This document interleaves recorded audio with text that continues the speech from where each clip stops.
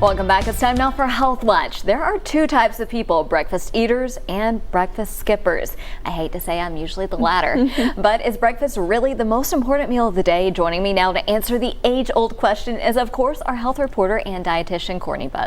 Yeah, so I'm kind of inclined to think so, but you know, I'm also hesitant to claim that one meal is superior than the other because all the meals are important, right? Right. But there is some merit to, if you do skip your breakfast, then you have an increased risk for developing type 2 diabetes, heart disease. You have a tendency to maybe overeat later in the day, or snack, or have cravings for high sugar things. Yeah, because actually there is some science to that, because if you skip a meal, you have an overproduction of what's called ghrelin, which is your hunger hormone. And the more you skip the meals, the more likely that you're going to have that overproduction of ghrelin, so leaving that to that tendency to overeat later in the day. Gotcha. So this then arises the question of, what do you eat for breakfast if it is maybe more healthy to do so? And we have some options here. Yeah, wide variety. Yeah, and what you typically think of when you eat breakfast is like waffles, sugary cereal. Yeah, right, those like types of things. And we're really focused on balance here. I always talk about balance, fiber and protein. Fiber is like plant-based options, protein options as well. And so we'll go through these. We have some savory options for those that like the savory things in the mornings, and I personally like the sweet things. Me too. Always going for the sweets. So we'll get to that in just a second. But first we have an avocado toast option. And so I've got sourdough bread from my actual sourdough starter, and avocado, super high in fiber and also healthy fats to keep you satisfied, and then some, it kind of looks like chicken, but it's actually it's actually egg whites, and so that gives you a little bit more protein.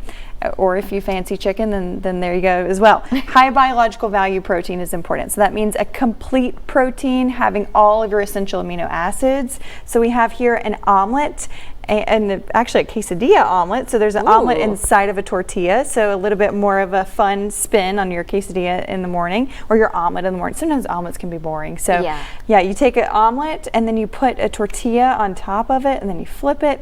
And you also have hummus in the middle, so it sticks, but it also gives you a little bit more fat, a healthy fat there, and then some mozzarella cheese in the middle, which gives you a little bit more protein too.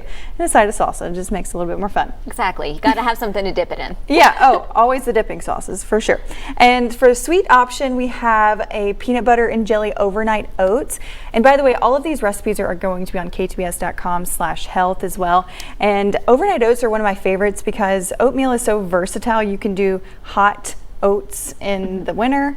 It's a little bit more appetizing in the winter for it to be warm. In the summer and spring months, cold overnight oats, maybe a little bit more tasty. So exactly. Yeah, and then we've got, this one is my personal favorite, the strawberry cheesecake protein shake. That sounds delicious. Yes, and that recipe is on, again, ktbs.com if you want it. Run, don't walk to ktbs.com to get that recipe. Yeah, and it's really refreshing. It's got the strawberries, but it's also really high in protein. All of these are really high in protein, so it's going to make you feel full from maybe the time that you eat breakfast, let's say at 7, until maybe around 11 or 12. It'll carry you through to lunchtime, which is most important, because who wants to be thinking about food when you're at work? I mean, I think about it all the time since I'm a dietitian, so I talk about food all the time, so it's really hard. But you don't want to. You want to be focused on the things around you, around the work around you too. So. And are there a certain number of grams of protein that you should be aiming for your breakfast? Good question. I would say around 30 grams is a good option. If you're not used to having that much protein, maybe start at 15, 20. 30 to 45 is a good option, especially high protein in the morning to carry you on through the day. So. Awesome. And what should people do if they want to reach out to you with any questions or just a suggestion for our next topic? Yeah, send us an email at pressreleases@ktbs.com. We've covered a couple of topics here on Health Watch that you have actually sent in, so we really appreciate your submissions. Awesome. Well, again, thank you so much, Courtney.